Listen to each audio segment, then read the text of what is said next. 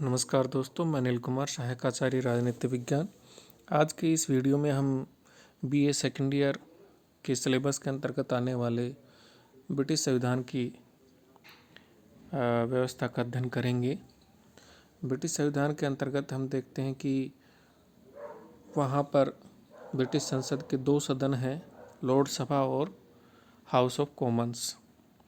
तो आज की इस वीडियो में हम हाउस ऑफ कॉमन्स के बारे में पढ़ेंगे। तो यह हाउस ऑफ कॉमन्स या लोक सदन क्या है, इसकी रचना क्या है। तो लोक सदन की रचना के संबंध में देखें तो सबसे पहली बात आती है कि ब्रिटिश संसद का निचला सदन या निम्न सदन है, वो क्या कहलाता है? लोक सदन। इस सदन में संसद की संप्रभुता निवास करती है। इसे लोकप्रिय सदन भी कहते हैं क्योंकि इसमें जनता के द्वारा निर्वाचित जो प्रतिनिधि हैं वो बैठते हैं। सदन की सदस्य संख्या निश्चित नहीं है। चुनाव से पूर्व क्षेत्रों का निर्धारण किया जाता है, जिससे यह संख्या घटती बढ़ती रहती है। अभी हम देखें तो लगभग 660 के आसपास इसकी संख्या है। हर वयस्क जो 18 वर्ष की आयु पूरी कर चुका हो तथा राज्य के किसी भाग का निवासी हो, उसको मत डालने का अधिकार प्राप्त है, किंतु चुनाव लड़ने के लिए कम से कम 21 वर्ष की आयु उसकी होनी चाहिए। और सदन का सामान्य कार्यकाल है वह 5 वर्ष का है, लेकिन कोई भी सदस्य किसी भी समय अपना त्यागपत्र दे सकता है। प्रधानमंत्री के परामर्श पर राजा किसी भी समय सदन को भंग कर सकते हैं। तो ये इसकी रचना है लोक सदन की या हाउस ऑफ कॉमन्स की। आगे बात आती है कि इसके जो सदस्य हैं उनकी योग्यताएं क्या हैं, उन योग्यताओं में क्या क्या चीज़ें निर्धारित की गई हैं, तो वो हम देखेंगे। सबसे पहली बात है कि वह ग्रेट ब्रिटेन का नागरिक हो। नंबर 2, उसकी आयु कम से कम 21 साल हो, अभी हमने बताया।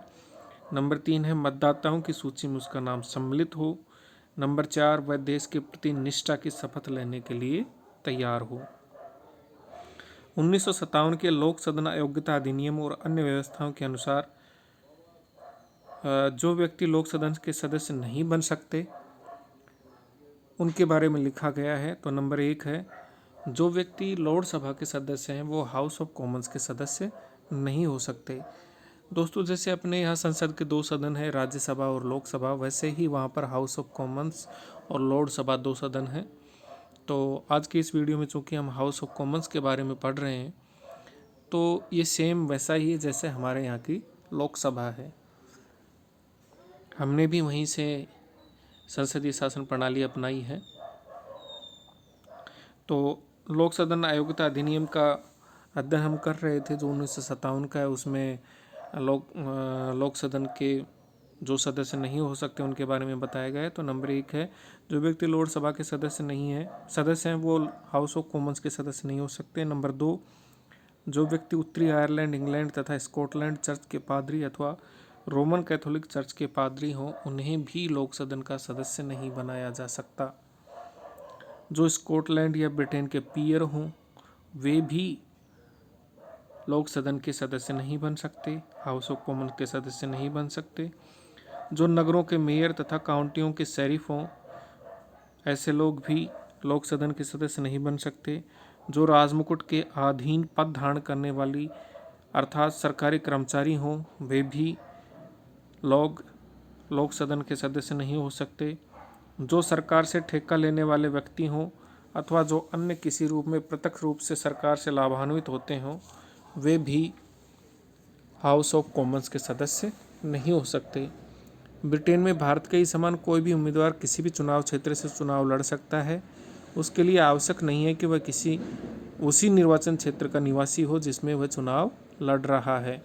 इस संबंध में आधारभूत विचार यह है कि लोक सदन के सदस्य किसी निर्वाचन क्षेत्र विशेष के ही नहीं अपितु संपूर्ण राष्ट्र के प्रतिनिधि या रिप्रेजेंटेटिव होते हैं। अब आगे बात आती है निर्वाचन पद्धति की समीक्षा। वर्तमान समय में लोक सदन के सदस्यों का चुनाव साधारण बहुमत की प्रणाली के आधार पर होता है, जिसके अंतर्गत प्रत्येक निर्वाचन क्षेत्र में वही उम्मीदवार चुना जाता है जिसे सर्वाधिक मत प्राप्त हो, चाहे उसे समस्त मतदाताओं का बहुमत प्राप्त हो या न हो। इस पद्धति को अनेक आधारों पर दोषपूर्ण कहा जा सकता है। जैसे कि 9 जून 1983 के आम चुनाव में मजदूर दल ने 29% मत प्राप्त कर लोक सदन में लगभग 200 स्थान प्राप्त किए, लेकिन उदार दल सोशल डेमोक्रेटिक पार्टी के गठबंधन, जिसने लगभग 26% मत प्राप्त किए, उसे लोक सदन में 5% स्थान भी प्राप्त नहीं हुए। इसी कारण उदार दल के नेता डेविड स्टील ने चुनाव परिणाम पर टिप्पणी करते हुए कहा कि चुनाव पद्धति ने देश के साथ धोखा किया है। नंबर 2 है, लोक सदन के चुनाव एक अन्य दृष्टि से भी राष्ट्रीय जनमत का ठीक से प्रतिनिधित्व नहीं करते। फरवरी 1974 के चुनाव में यद्यपि अनुदार दल ने मजदूर दल से अधिक मत प्राप्त किए, लेकिन लोक सदन में मजदूर दल को 301 स्थान प्राप्त हुए, जबकि अनुदार दल को केवल 296 स्थान मिले। अनेक निर्वाचन क्षेत्रों में निर्वाचित सदस्य को पराजित सदस्यों के कुल मतों से कम मत प्राप्त होते हैं, फिर भी वे चुन लिए जाते हैं। और अगला बिंदु है, इसके अतिरिक्त बहुत बड़ी संख्या में व्यक्तियों के मतों का कोई भी उपयोग नहीं हो पाता है। तो ये first past the post system जो वहाँ अपनाया गया है उसके दोष हैं।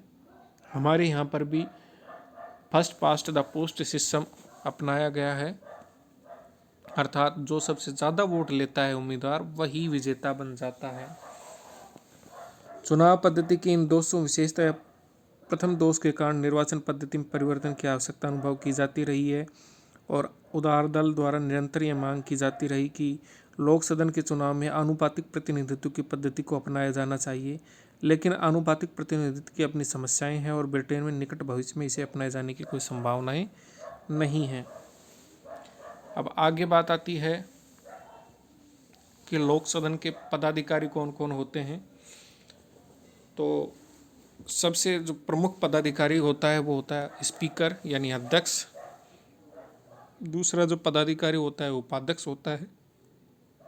अध्यक्ष उपाध्यक्ष का चुनाव लोक सदन के सदस्यों द्वारा ही किया जाता है। लोक सदन का अधिवेशन लॉर्ड सभा के साथ ही प्रारंभ होता है।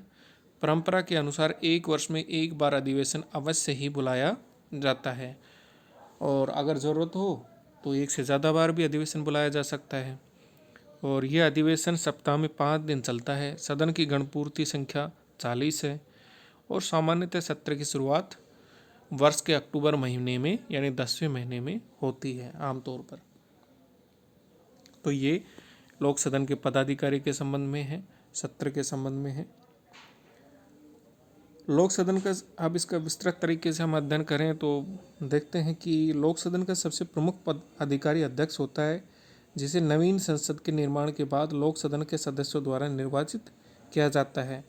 अन्य संसदीय अधिकारियों में साधन समिति अर्थात committee of the ways and means का अध्यक्ष और उपाध्यक्ष प्रमुख होते हैं, जिनका चुनाव भी लोक सदन के सदस्यों द्वारा ही किया जाता है।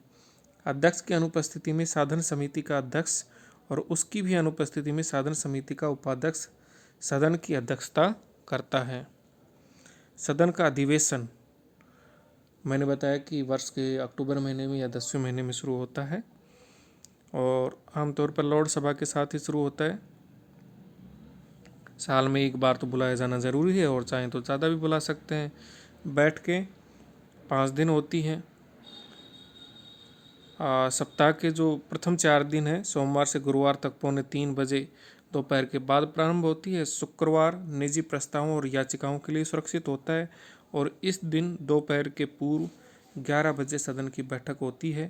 सप्ताह के प्रथम 4 दिन दोपहर से पूर्व का समय समितियों के कार्य के लिए रखा जाता है। गणपूर्ति के लिए कम से कम सदस्य संख्या कितनी होनी चाहिए? 40। अब आता है कि लोक सदन के कार्य और शक्तियाँ क्या क्या हैं। तो सबसे पहली जो शक्ति है वो है विधायी शक्ति। अब इस विधायी या कानूनी शक्ति के अंतर्गत हम देखें तो क्या है,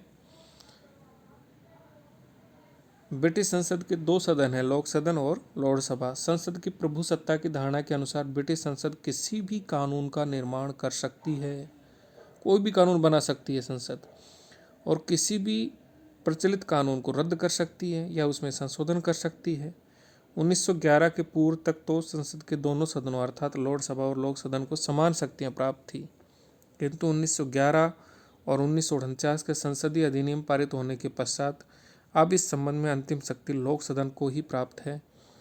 लोक सदन द्वारा जब किसी विधेयक को पारित कर लोक सभा के पास भेजा जाता है और लोक सभा उसे अस्वीकार कर देती है तो लोक सदन द्वारा यह विधेयक दोबारा पारित किया जा सकता है।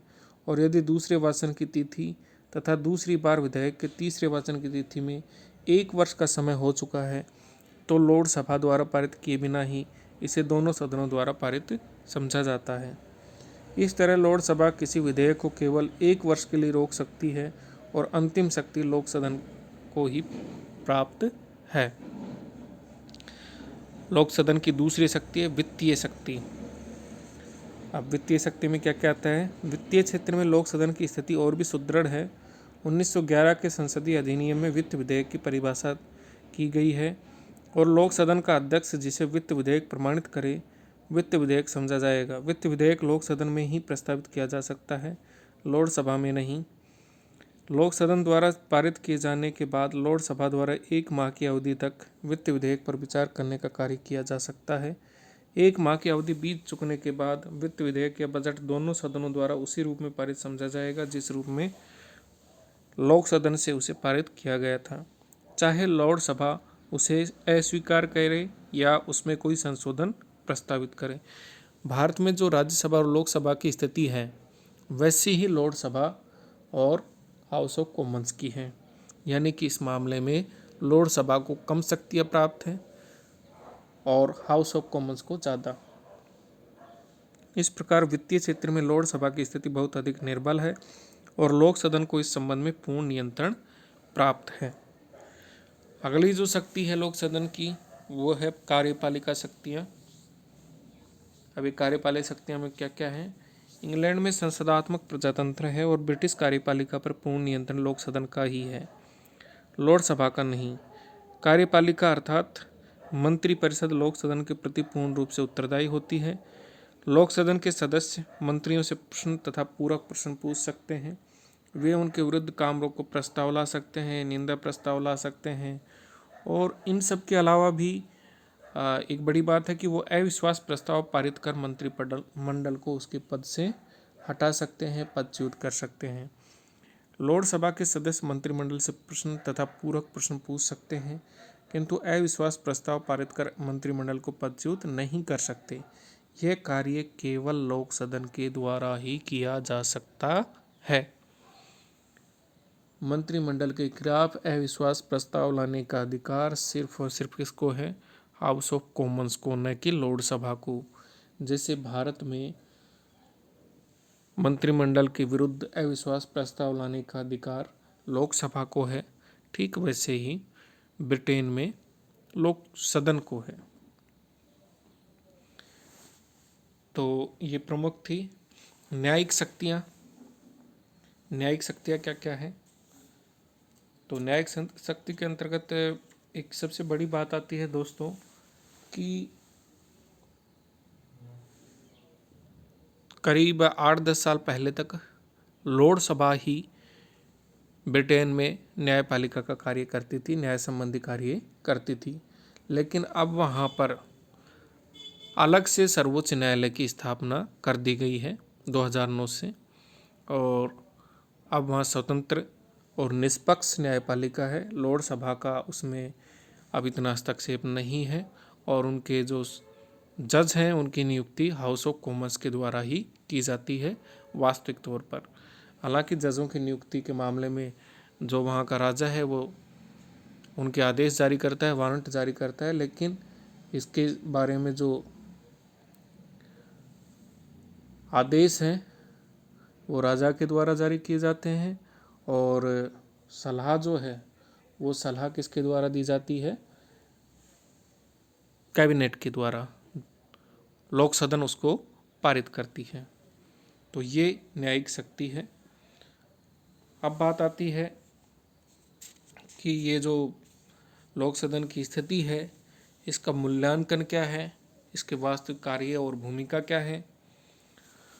तो सैद्धांतिक दृष्टि से ब्रिटेन में संसद की प्रभुसत्ता है, सॉवरेंटी है, किंतु जहाँ तक व्यवहार का संबंध है विश्व के लगभग सभी प्रजातंत्रों में कार्यपालिका अधिकाधिक शक्तिशाली होती जा रही है और व्यवस्थापिका निर्बलता को प्राप्त हो रही है।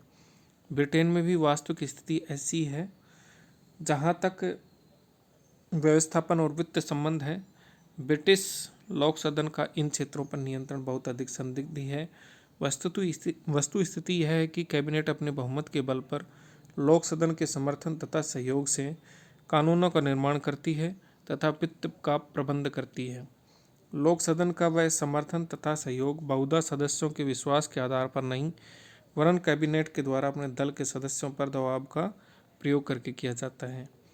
बजट कैबिनेट के द्वारा निर्मित किया जाता है और वित्त मंत्री के द्वारा प्रस्तावित किया जाता है तथा लोक सदन इसे उसी रूप में पारित कर देता है जिस रूप में यह उसके सम्मुख प्रस्तावित किया गया था। इसी प्रकार सभी महत्वपूर्ण अवित्तीय विधेयक मंत्रिमंडल द्वारा प्रस्तावित किए जाते हैं और केवल उन्हीं गैर सरकारी विधेयकों के संसद से स्वीकृत होने की आशा की जा सकती है जिन पर मंत्रिमंडल की कृपा दृष्टि हो। लोक सदन अपने समय का लगभग 85% भाग शासन द्वारा निश्चित किए गए कार्य के लिए ही देता है और कभी कभी तो शासन व्यवस्थापिका का निश्चित समय अपने लिए ही ले लेता है, जैसा कि 1945 से 48 में मजदूर दलीय सरकार द्वारा किया गया। ऐसी स्थिति में विरोध पक्ष और निजी सदस्यों को अपने विधेयक प्रस्तावित करने का ही अवसर नहीं मिलता। इस प्रकार व्यवस्थापन और वित्त के क्षेत्र में लोक सदन नेतृत्व करने या सरकार पर नियंत्रण रखने के बजाय कैबिनेट का अनुसरण ही करता है। अब बात आती है दोस्तों कि वर्तमान समय में लोक सदन को व्यवस्थापन, वित्त और प्रशासनिक नीति के निर्माण में अंतिम स्थिति प्राप्त नहीं है और इस पर कुछ अंकुश भी लगाए गए हैं, जैसे कि व्यवस्थापन है, वित्त और प्रशासन सभी क्षेत्रों में कैबिनेट की स्थिति है। तो ये चीज़ें हैं। आगे के वीडियो में हम ब्रिटिश शासन व्यवस्था जो संसदीय व्यवस्था है उसके बारे में और अध्ययन करेंगे। धन्यवाद।